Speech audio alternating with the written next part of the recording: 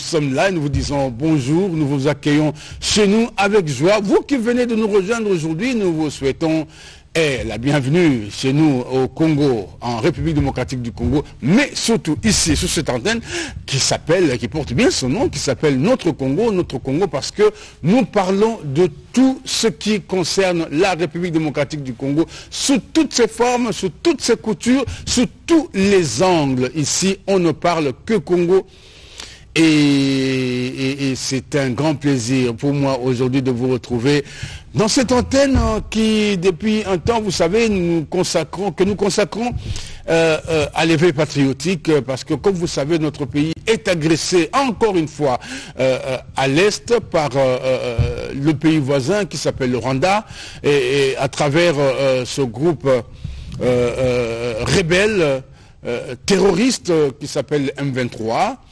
Et nous appelons donc tous les Congolais à se mettre ensemble. Et comme l'avait dit d'ailleurs récemment le président de l'Assemblée nationale, c'est le temps de taire nos différences, de taire nos inimitiés et de ne regarder que dans la seule direction. Cette direction s'appelle la République démocratique du Congo. Ne regardez que le Congo, s'unir et pour donner raison à celui qui a dit que l'union fait la force, et nous avons besoin justement de la force, nous avons besoin des forces, de l'union des forces, de la fédération des forces, pour que nous boutions ensemble l'ennemi dehors, et que, Congolais, nous ne nous consacrions qu'au développement de notre cher pays, qui a tant souffert, c'est vrai, de la convoitise aussi bien des voisins que de leurs maîtres à penser occidentaux, mais en tout cas le Congo aujourd'hui se lève. Nous voyons de partout les Congolais se lever comme un seul, la population se lever comme un seul pour soutenir les FARDC. Soutenir les FARDC, c'est soutenir le pays, c'est soutenir la nation, c'est soutenir et protéger sa terre. Alors nous allons prendre notre premier invité ici sur ce plateau de Notre Congo.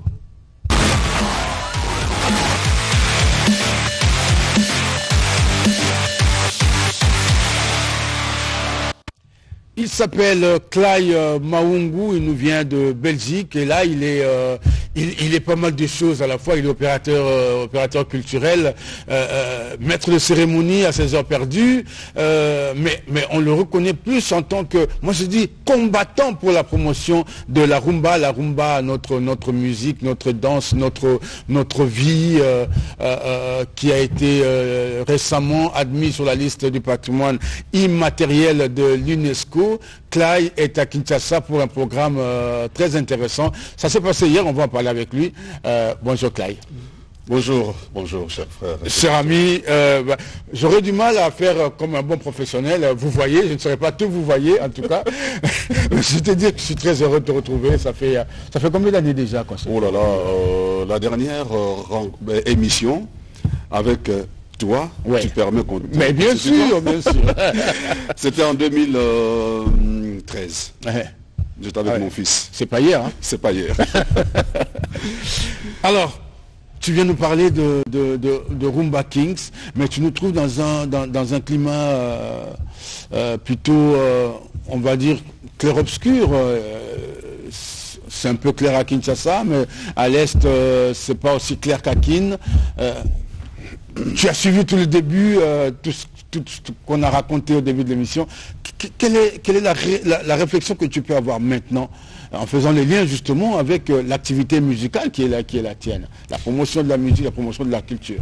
Oui. Ce qui se passe à l'Est ne peut pas nous laisser indifférents, qui que nous soyons, quelle que soit notre activité. Et je fais tout de suite le lien avec la rumba. Nous avons cette musique qui nous sert d'éléments, je vais dire, d'une base incontestable, un élément essentiel de notre culture. C'est que nos émotions, nos pleurs, nos danses, notre joie, la publicité, tout ce que vous voulez, voire même tout récemment, depuis un certain nombre d'années, ce qu'on appelle Mabanga, tout cela, se passe dans la rumba. Ouais. Et donc ce qui se passe à l'Est ne peut pas laisser insensibles les artistes de la rumba. Et je sais qu'il y en a qui ont déjà dénoncé cela au travers de leurs chansons. Ouais. Et donc nous compatissons à la douleur de nos frères, de nos compatriotes de l'Est. Et ça c'est clair. Voilà. Et nous avons appris récemment d'ailleurs qu'un enfant de la rumba, je l'appelle comme ça parce que lui c'est pas vraiment un rumbero comme les autres, comme son papa, mais il a annulé un concert prévu au Rwanda. Il a dit je ne joue pas parce que ce Rwanda-là a touché aux intérêts de mon pays, je ne m'y rends plus. Il s'appelle Youssoufa, le fils de Taboulay. Magnifique. Voilà. Nous ne pouvons que saluer. Voilà. Et vous savez ce que ça coûte pour un artiste d'annuler une date? Mais comment? Peut-être il a déjà touché la compte, peut-être Voilà. la totalité du cachet, Voilà. et ça engage des artistes qui vont suivre, ça engage Exact. des sociétés, des matériels, Exact. et ça engage la promotion, donc il y a des frais qui ont été engagés. Mais il dit pour l'amour de mon pays, je laisse tomber tout ça. Quitte à rembourser tout ce que j'ai déjà encaissé en procès. Magnifique. Voilà. Nous le saluons en tout cas. C'est Et à aussi- saluer. Voilà. Alors, revenons à l'actualité. Ton actualité, c'est Rumba Kings. Ce film qui a été présenté hier au Centre Wallonie Bruxelles. Parlez-nous un peu. Comment ça s'est passé? Dans quelle ambiance ça s'est passé? Quelle a été, par exemple, la réaction immédiate du public? Le public a aimé. Rarement j'ai vu les gens applaudir dans une salle de cinéma autant de fois. Et ce qui a été montré, ce qui est montré dans ces films et donc qui a été projeté au Centre Wallonie-Bruxelles, c'est tout simplement un film formidable. C'est-à-dire c'est un film non seulement historique, de notre culture, de notre élément essentiel, l'élément essentiel de notre culture, à savoir la rumba, mais également un film pédagogique. C'est un film pédagogique. Rumba Kings remonte vers les années 30, 40, et rares sont les films où on voit des gens, des vidéos de ces années-là. Ici à Kinshasa, je ne sais pas où est-ce qu'on peut les trouver. On en trouve rarement parce que personnellement, j'ai toujours cherché. Voilà. Voilà. Et on voit Kinshasa. Mais vous avez la chance, vous êtes en Belgique, vous avez Les musées. vous avez les musées, Voilà, et par vous avez exemple. toutes nos archives, plutôt chez vous, enfin, chez eux où vous vivez. Voilà, tout à fait. Et donc le réalisateur qui s'appelle Alan Bruen, que je salue au passage, si un jour il suivra cette émission, parce qu'il est à l'affût de tout ce qui s'est dit autour de son film, Ok. et qui est devenu un ami. Moi j'ai été voir ce film 2 fois. À chaque fois j'avais été invité pour, en tant qu'expert de la rumba, même expert, bon, j'accepte, ok. Et donc j'avais été voir, à chaque fois que je voyais ce film, après le film, il y avait des questions du public qui voulaient savoir c'est quoi cette rumba. Il y a des gens qui réduisent un peu la rumba à tout simplement ces jeunes filles qu'on habille des mini-jeeps et qui dansent, qui tournent les hanches depuis le matin jusqu'au soir. On croit que la rumba se limite à ça. Non, la rumba c'est beaucoup plus profond que cela. La rumba a marqué, a ponctué... Et cela d'ailleurs ne fait pas partie de la rumba forcément. La rumba c'est mais de loin autre chose que cela.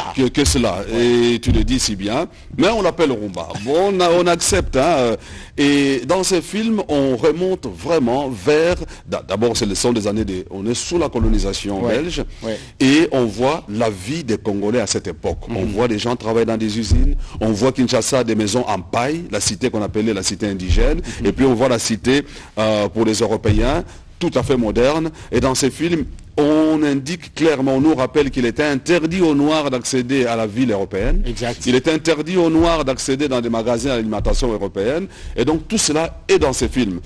Et des précurseurs, ce qu'on appelle des précurseurs, de Wendo Kolossoy à sa jeunesse, de Paul Mwanga, jusqu'à la génération Papa En fait, je me Wemba. suis toujours posé la question, est-ce qu'il n'y en avait pas un avant Wendo?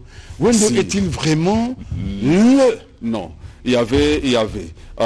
Congo-Brazzaville, par exemple, on peut parler de Paul Okamba. Paul Kamba, oui. On peut parler d'Emmanuel d'Oliveira. Qu'il a rencontré d'ailleurs, hein, Voilà, avec qui il a Paul partagé Okamba était plein plus d'autres âgé choses. que- Le Mwanga Paul, Tout à fait. Voilà. Et Paul Mwanga et Wendo n'étaient pas les seuls.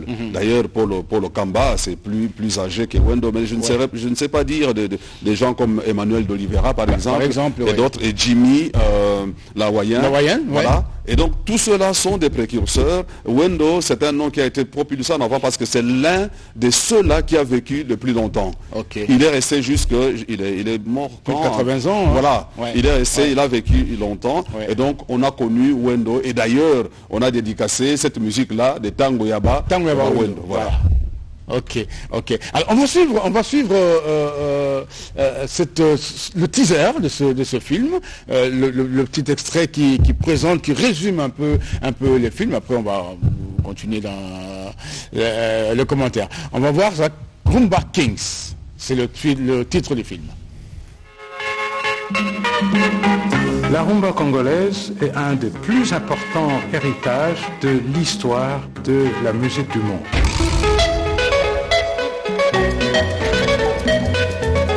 Le Congo, c'était le berceau de la musique en Afrique. Tout le monde voulait s'inspirer de la musique congolaise. On a connu des orchestres qui ont une renommée internationale au même titre que les Beatles ou les Rolling Stones. L'histoire de la rumba congolaise est une histoire d'un peuple qui a décidé de lutter contre l'oppression avec la musique. La relation entre les colons belges et les autochtones congolais était dure. Les Congolais étaient traités comme des esclaves. Le Congolais était considéré comme un être inférieur par rapport à l'homme blanc qui lui avait tous les droits dans la colonie. La musique que nous avons faite, c'est l'amour du pays. Parce que Bamindele Bazako Finga, Tika imbécile, macaco wana. Eh bien, nous allons prendre que nous sommes des macaques maintenant, nous allons créer quelque chose pour épais sa bisoloko. Indépendance, tcha tozumiye. Otipanza, tcha tubaki. L'indépendance Tcha qui est faite par des musiciens congolais a été partagée par tous les Africains. La rumba congolaise, ce n'est pas seulement la musique. La rumba congolaise, ce n'est pas seulement la danse. La rumba congolaise, c'est un état d'esprit. La rumba congolaise, c'est la passion de vivre.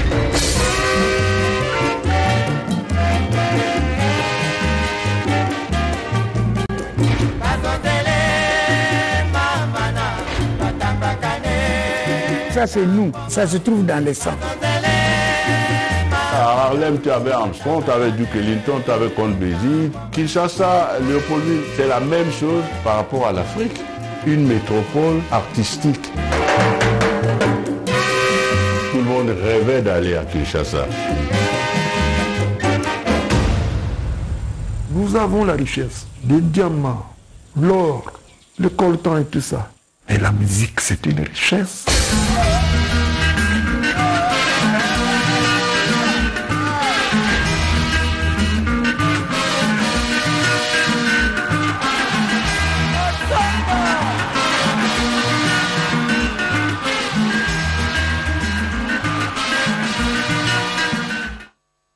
De Rumba Kings, traduisez les rois de la rumba.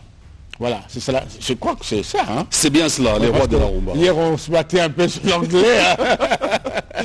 Ça veut dire tout simplement, c'est vrai, les rois de la rumba. Mais quand vous parlez, par exemple, c'est une question de curiosité, quand vous parlez, je sais que surtout les jeunes belges aujourd'hui, quand vous adressez à eux, que vous leur parlez rumba, quels sont les mots que vous utilisez pour leur faire comprendre cette réalité? Voilà, et là vous posez une question essentielle, parce que cette rumba reconnue patrimoine immatériel de l'UNESCO doit être enseignée. Ah oui.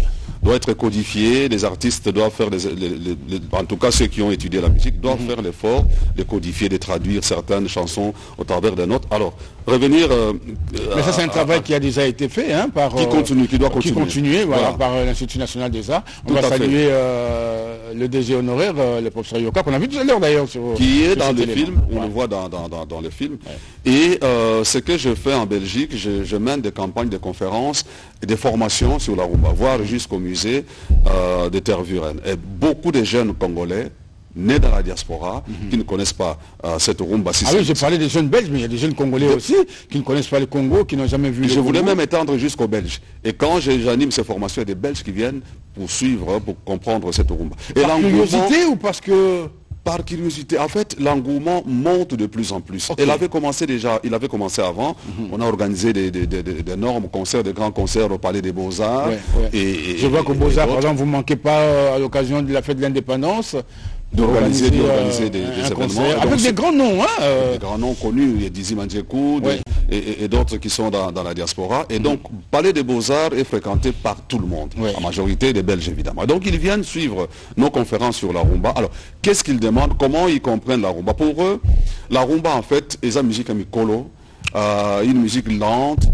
Ils sont plus tournés vers musique nigérian, c'est beaucoup plus dansant en boîte. Mais quand ils comprennent, quand ils étudient et quand on leur explique les chansons de rumba et les contenus, les jeunes deviennent amoureux de cette rumba. Je vois des soirées des jeunes spéciales franco. Alors ces jeunes ont 20, 23, 24, 25 ans. Spécial taboulé. Ils organisent de plus en plus de soirées à thème. Il y a même des jeunes qui me demandaient quand est-ce que je pourrais organiser une soirée, par exemple, pour rendre hommage aux frères Soki. Vous vous rendez compte? Jusqu'où ils vont chercher. Donc la curiosité est à ce point. Et cette soif, il faut la combler. C'est ce que nous essayons de faire. Oui, mais est-ce qu'aujourd'hui, vous sentez qu'il y a quelque chose qui manque? Qu'est-ce qu'il faut de plus pour que vous atteigniez vraiment cet objectif de faire comprendre au monde entier? Aujourd'hui, comme vous l'avez dit, la rumba doit être enseignée, la rumba doit être davantage promue. Quel est le matériau qui vous manque? Aujourd'hui, je salue ceux qui écrivent sur la rumba. Je salue par exemple l'ami et frère Didier Moumengi. Je salue Maître Yoka. Je salue... Professeur Yoka. Professeur Yoka, pardon. Maître Yoka, c'est un autre. Toujours, Merci beaucoup. Je salue Manda Cheboa. Ce sont des gens qui... Il y en a d'autres. Jean-Pierre Nimi. Et qui écrivent et qui racontent sur la rumba. Et je salue les acteurs. Il y a des étrangers aussi, un certain Bob White, par exemple, qui m'a été présenté à l'époque par le professeur Yoka, qui écrit beaucoup sur la rumba. J'ai beaucoup appris personnellement en lisant les ouvrages de Bob White, qui n'est pas congolais, mais qui m'apprend à moi. Tout à fait. Et on peut saluer également celui qui vient de produire les films, c'est un congophile. Il adore, il aime la rumba, Alan Bowen. Et aujourd'hui, nous devons faire attention, nous Congolais. Et là, je dis vraiment, s'il y a l'une ou l'autre autorité, on avait la ministre de la Culture hier dans la salle, leur dire qu'il y a un engouement tel qu'en Belgique, par exemple, le pays où je vis, il y a un besoin, ils sont occupés à faire en sorte que la rumba soit de plus en plus, on me sollicite pour aller enseigner dans des écoles. Dans des écoles flamandes et wallonnes et bruxelloises. Il y a tout un projet qui va commencer à partir du mois de septembre, toute une structure qui me sollicite d'aller enseigner non seulement la théorie, mais d'amener à chaque fois un petit groupe d'artistes qui vont exécuter en live, faire des démonstrations. Quand je dirais par exemple la chanson, vous savez, la Belgique nous a colonisés. Et quand j'enseigne par exemple à Dou Elenga qui a chanté, j'allais arriver là d'ailleurs, parce que sur l'élément que nous avons passé tout à l'heure, on a parlé de la musique comme élément de lutte contre la répression. Et tout de suite, c'est cette chanson qui m'était venue en tête. Attendez-les. Qui accepte ici à Kinshasa que le film soit projeté gratuitement et sans louer leur salle? Ce sont des Belges. Et dans le film, on entend les commentateurs durs envers la Belgique. Que la Belgique, la colonisation était dure, les Congolais étaient réduits en esclavage, les mains coupées, et on montre des gens tenant des mains coupées. 10 millions de morts à l'époque de Léopold II. On le dit dans le film. Mais les Belges acceptent que ça soit diffusé chez eux. Donc faisons attention. Pour dire que la musique à ce moment-là servait un peu d'exutoire. Tout à fait. Le dérivatif pour les Congolais qui, après des journées de dur labeur, allaient se réfugier dans la rumba congolaise pour essayer un peu. Voilà. Paul Mwanga le dit clairement. Il est dit, imbécile. Alors, nous avons fait cette musique pour leur montrer que nous sommes des macaques, mais nous savons faire quand même quelque chose. Et cette chose-là, c'est la rumba. Et donc, il y a un autre qui dit, nous avons eu l'indépendance culturelle avant l'indépendance politique. Nous aimions beaucoup notre rumba, nous écoutions, nous faisions la rumba, plutôt que d'écouter la musique européenne, les Congolais écoutaient beaucoup plus la rumba. Et donc cette indépendance culturelle était effective. Et aujourd'hui, le pays qui nous a colonisé, la Belgique, a l'air d'être en avance pour enseigner cette rumba, pour même montrer. Nous avons produit, j'avais organisé au Palais des Beaux-Arts, le grand concert de Rumba Lumumba, qui a réuni des artistes prestigieux, des Sam Mangwana et d'autres. Oui. Et dans ces concerts, de quoi parle-t-on? Eh bien, de toutes ces chansons qui ont fait la gloire de Lumumba. Héros national, Lumumba, bref, il y a 22 chansons dans les répertoires qui composent le concert Rumba Lumumba. Mais ce sont des chansons, beaucoup d'entre elles sont dures envers la Belgique. Ah oui, bien mais sûr. la Belgique veut qu'on divise ça chez eux. Donc faisons attention, nous Congolais. Là, on nous prend quelque chose. Je le dis clairement. Je vis en Belgique, on nous prend quelque chose. Mais c'est à nous de montrer que c'est notre propriété. Ouais. C'est à nous d'en faire la promotion. Comme disait l'autre tout à l'heure, la RDC, c'est chez nous. Et la rumba, c'est à nous. C'est à nous. Et c'est à nous d'en faire la promotion, c'est à nous de l'enseigner, c'est à nous de la partager. Moi, je me souviens d'ailleurs à l'époque de la radio, quand nous étions encore le grand tam-tam d'Afrique, l'Afrique entière n'écoutait que la musique, à 90% la musique congolaise. Moi je me souviens, j'ai rencontré, comment elle s'appelle encore, la chanteuse ivoirienne, celle qui a chanté Missou. Bon, ça va me revenir. On a beaucoup partagé ici à l'hôtel Intercontinental à l'époque. Elle me disait, parce que dans son répertoire, elle a fait un medley des chansons, que des chansons congolaises. Alors, je lui ai demandé, mais pourquoi? Pourtant, il y a des belles chansons ivoiriennes que nous aimons aussi. Mais pourquoi faire un album? Elle dit, parce que cette musique, elle m'a bercé. J'étais enfant. Elle dit, quand je dis enfant, c'est vraiment enfant, j'étais sur les genoux de mon père et mon père n'écoutait que ça du matin au soir. Ces chansons-là, je les connais, je ne sais même pas de quoi on parle. Et j'ai voulu rendre hommage à cette musique qui m'a bercé, qui peut-être, elle a dit, qui peut-être a fait qu'aujourd'hui je devienne aussi chanteuse, parce que à tout moment, quand ça passait, moi Monique Seka, qu'elle s'appelle. Ok, Monique Seka, les noms me dit quelque voilà. chose. Elle dit, mais j'ai chanté tout le temps tellement que, voilà, enfin, maintenant je suis devenu la Monique Seka que vous connaissez. J'avais le devoir de rendre hommage à cette musique. Qui l'a bercé tant. J'ajouterais, hein, j'ai eu l'occasion de rencontrer la superstar Youssou N'Dour. Oui. J'ai eu l'occasion de rencontrer Alpha Blondy. Et dans un concert près d'Anvers, dans un festival qui s'appelle Sphinx Festival, et je suis passé dans le backstage, je rencontre Alpha Blondy, je dis waouh. Alpha me dit, vous êtes congolais, ça se voit par votre look. Ok, ça va. Oui. Mais vous avez un look rumba. Ah bon? Ah oui, d'accord. Il y a un look rumba. Carrément. Je dis, mais attendez, si aujourd'hui je descends à Kinshasa, conseille-moi un endroit où je peux aller danser la rumba. Et ça, c'est une question. Nous manquons même un endroit ici à Kin. À l'époque, il y avait vis-à-vis, 1, 2, 3. Je ne sais pas. Enfin, je ne sais pas s'il y a un endroit où, en tout cas, tous les samedis, il y a des concerts, des gens comme Alpha Blondy et d'autres peuvent y aller. Je n'en connaissais pas. Il y en a beaucoup. Je me suis renseigné quels sont les orchestres qui jouent là. Parce que lui me cite quelques noms des orchestres. Du Kofi, par exemple, il se produit où régulièrement à Kin? Bon, pas régulièrement. Kofi n'a plus un lieu aujourd'hui, il se produit régulièrement. Mais pour la plupart des cas, ce ne sont pas des groupes très connus, mais qui vous restituent cette rumba mais à la perfection. Et qui joue dans des endroits précis, et chaque vendredi, samedi et dimanche. Voilà. Non, loin de chez nous ici, il y a un jeune qui s'appelle Monsieur Borel, ici Borel. À Maïcha, ici à Lingouala, juste à côté du terrain. Et c'est tous les samedis, Lui, il joue tous les samedis, le week-end en tout cas. Et il y a le fils John Poi qui s'appelle Eric Tout Poi. à fait. Eric qui joue j'ai vu des images. Tous les vendredis à Bandal, et puis les dimanches, toujours ici à Maïcha. Ça appartient à notre frère Blaise Boula. Mais là, c'était devenu vraiment un centre de diffusion de la rumba.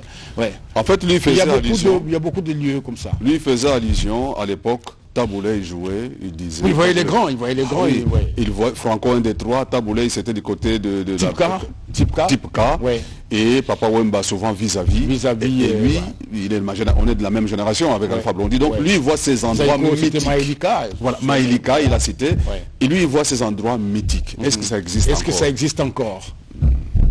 Voilà. Donc pour dire que faisons attention, le pays de la rumba doit être le pays où n'importe qui, quand il débarque à l'aéroport, il demande où je peux aller. La rumba à l'aéroport. Voilà. Qu'est-ce qu'on nous diffuse, musique à Mindele l'aéroport? Je suis désolé. Et que quand l'étranger débarque, les touristes débarquent, qu'on lui dise dimanche, vendredi, peut-être pas les dimanches, les samedis là même, mais le week-end prochain, il y aura des concerts de tel à tel endroit. Et mieux que ça, tous ces grands non connus, quoi. Voilà, une réflexion que j'ai souvent faite avec le professeur, avec l'honorable sénateur Didier Moumengi. On se dit, en parlant de touristes par exemple, le touriste qui a dansé, qui a été à un concert et tout, qui veut retourner chez lui, où est-ce qu'il va s'acheter un souvenir rumba? Ne serait-ce qu'un t-shirt. On devait avoir ici la maison de la rumba, en grand, où tu peux aller écouter la musique, un peu comme chez vous, à la FNAC et tout ça. Tu peux écouter la musique, tu peux acheter de la rumba, tu peux aller regarder un film comme celui-là, sur la rumba. Aller sourcer des scientifiques qui pourraient venir, qui ont un endroit précis, qui fait un travail sur la rumba, et c'est exactement où il descend. Tout à fait. Malheureusement, tout ça, je ne sais pas si ça a été prévu dans le programme. En Belgique, oui. En Belgique, oui, par le nouvel ambassadeur. Malheureusement, c'est toujours en Belgique et en Belgique. C'est le premier pays, c'est le pays par lequel la rumba est entrée en Occident. En Occident, ça c'est vrai. Et donc la Belgique a joué, les artistes congolais ont joué un rôle important pour ramener cette rumba. Vous savez, Zaïko est né dans les sillages des Belgicains. Exact. Ça, tu es de ma génération, tu le sais. Et donc la Belgique a joué quelque part un rôle important.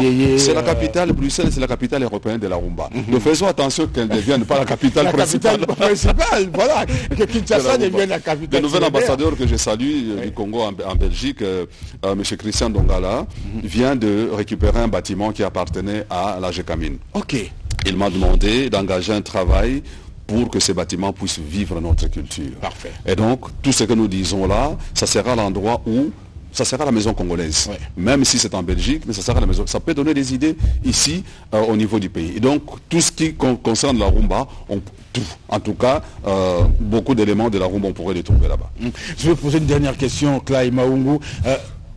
Si vous étiez aujourd'hui nommé ministre de la Culture, qu'est-ce que vous feriez pour la rumba, ici, sur place, au pays?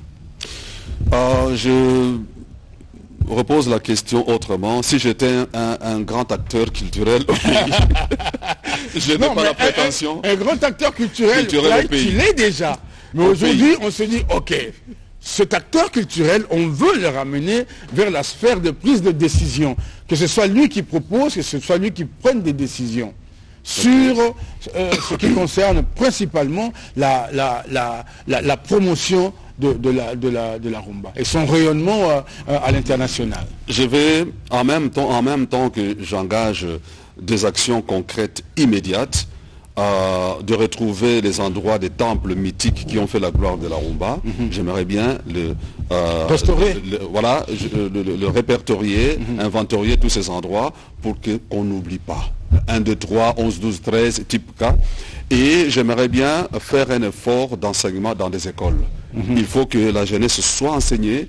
C'est cette jeunesse-là qui va demain diriger les pays, qui va diriger la culture. Et je ferai en sorte que d'influencer, de faire des lobbying auprès des autorités, que le département, le ministère de la Culture soit un ministère l'un des plus riches du pays. Alors, je ne sais pas quelle est la dotation qu'on donne au ministère de Culture. Je ne sais pas si ça atteint 1% du budget. Vous avez tout dit. Donc la ministre, quelle que soit sa volonté, on l'a toujours déploré. Quelle que soit sa volonté, ne sait pas faire. Elle ne sait rien faire. Voilà. Elle ne sait rien faire. Aucun ministre n'a fait voilà ce que je tâcherai en tout cas d'essayer de souffler aux oreilles des autorités, même si je n'en ai pas les pouvoirs, au moins l'enseignement, restituer, répertorier tous ces endroits mythiques de manière immédiate. Ça peut se faire immédiatement. Ouais. Ok. Et puis on commence, on met un programme d'enseignement de la rumba dans les écoles. Et on fait que là, la dotation, l'Institut national des arts, tous ces endroits-là, oui. tous ces endroits-là, la rumba soit codifiée, la rumba soit enseignée, qu'il y ait un parcours touristique des endroits que les gens peuvent visiter. Est-ce que les gens connaissent encore Molokai? Est-ce que les gens savent où habiter Kaledjef, les pères de la rumba? Est-ce que les gens savent où ils jouaient? Est-ce que Parafifi, et les jeunes connaissent aujourd'hui, c'est où Parafifi par exemple? Ou vis-à-vis, qu'est-ce qu'il y a là vis-à-vis? On a mis un monument en parlant de Franco d'ailleurs. Dernièrement, j'ai reçu une vidéo de la part du président Jossar Nyokalongo qui me montrait comment la famille de Franco a été expropriée de 1, 2, 3. Dans des conditions, mais vraiment... Et qu'est-ce qu'on en a fait? On ne sait pas. J'ai promis à Jossar, en tout cas, de suivre un peu, de suivre le dossier. On va faire des appartements? Mais on ne sait pas trop. On ne sait pas trop. Mais voilà, autant le gouvernement avait racheté la maison de Papa Wemba, autant 1, 2, 3 doit être protégé. Je ne sais pas si ceux qui l'ont repris aujourd'hui, est-ce que ce sont les vrais propriétaires, qu'est-ce qui s'est passé, on ne sait pas trop, mais le gouvernement devait quand même s'engager pour dire, ok, c'est à vous, ok, dites-nous combien ça coûte, nous on doit préserver cet endroit. Voilà, ça c'est une idée, j'espère que nous entendons. De la rumba. Merci beaucoup. Merci beaucoup, Clay Mayungu, c'était un grand plaisir. Je veux saluer franchement votre émission, j'ai beaucoup apprécié. Puis-je juste dire salutations au président Jossar, s'il nous suit, et qui est le président de Sokoda. Et là aussi, il a un rôle important à jouer. Président, je t'encourage vraiment à faire ce rôle et que Sokoda devienne une société internationale, qu'on ne se limite pas seulement au Congo. Et je salue la maison Eka Pouloussi qui sponsorise, qui quelque part me soutient. Et vraiment, pour la culture, elle veut faire de grandes choses ici au pays, à l'international. Salut à vous et merci beaucoup. Merci Clay. Vous retournez déjà en Belgique. Ne manquez pas de saluer toute la famille là-bas. Je ne manquerai pas ceux qui te connaissent. Jacques Fonda, tout à fait. Atu Ngengi, Abel, Focas Kanina, la radio Abel, tous mes amis de la radio. Tout à fait. Voilà.